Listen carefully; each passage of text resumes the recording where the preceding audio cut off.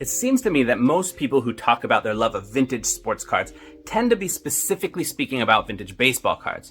And for good reason, too. I mean, if you're really wanting truly older cards, baseball cards have a much longer history than basketball or football or just about any other trading card. Except for a few, like Bird trading cards, for example. I'm going to make a video about that in the future. It has just as long a history. However, in this video, I'm going to share a few reasons why I personally prefer vintage basketball cards when I'm on the hunt for good sports card deals. Let's get into this.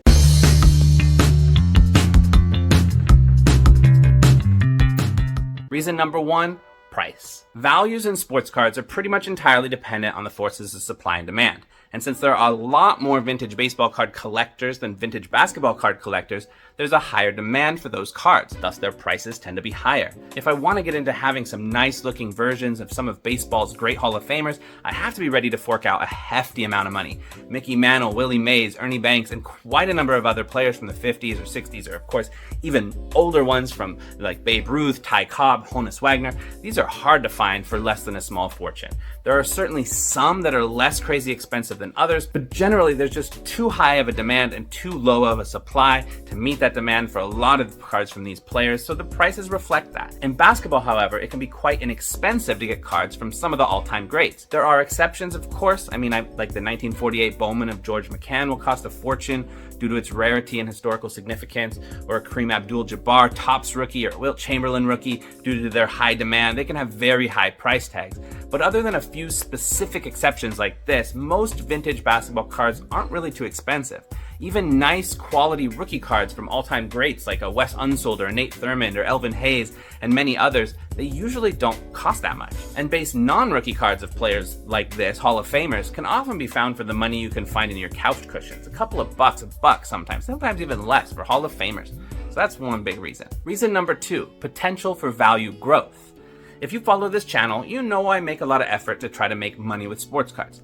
That being said, usually when I'm aiming to buy a vintage basketball card, it's more for the PC than something I plan on selling. However, when it comes to vintage basketball cards, I do think there is room for increased value over time if I did decide I wanted to get rid of some of the cards later on down the road a little bit. I do have some logic behind this thinking. For one, it's pretty well documented in general that vintage cards don't drop, and with the same kind of extreme value drop-offs that can sometimes happen with newer releases. Except, I mean, there's a few. If something gets caught up in a hype cycle and it kind of sweeps it up, it can eventually have a big drop-off. But by and large, there's not such huge drop-offs. Newer releases have an influx of interest, and that interest can wane quickly. But vintage cards don't live based on that kind of sudden interest. Interest is more steady, and there's a steady stream of people who are in it or kind of tend to stay in it, and there's a steady stream of new people who have interest in it. Even if it's a trickle of people, it's still an increasing number here and there, I think. So the prices are unlikely to drop significantly. Plus, with vintage basketball, since the starting price for them currently is actually, I would say, really quite low if you compare it to vintage baseball, I feel like there's real room for their value to increase over time. I could see it happen at some point. The interest in vintage basketball cards could increase.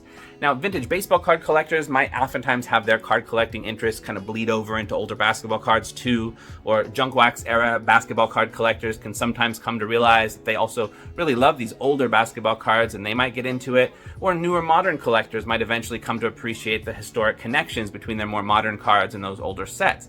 So I just feel that there's a lot of people who currently don't collect vintage basketball cards who could eventually find themselves loving the space and stepping into it a little bit. This makes me feel more confident that if I hold on to these vintage basketball cards for my PC, there's really very little chance that they're ever going to go down in value, and there is a real chance that they could someday have some genuine value increases. I like that, so I can keep them for my PC, but I feel like they're unrisky even if I did want to eventually sell them. Reason number three, card design.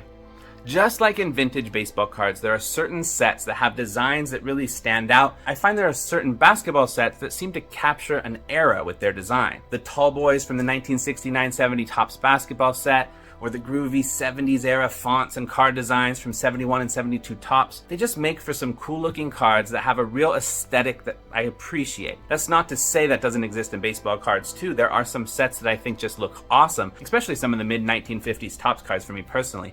But the aesthetic of some of these basketball card designs, I feel, capture an era of the sport just really incredibly well. I really appreciate that. Reason number four, I love basketball. Since the time I was a kid, I've always enjoyed baseball and to a lesser extent football, but basketball was always much more my thing. As a kid, I played hoops in the playground at recess, I played at the park on the weekends, and I played on my neighbor's hoop in the driveway basically every day.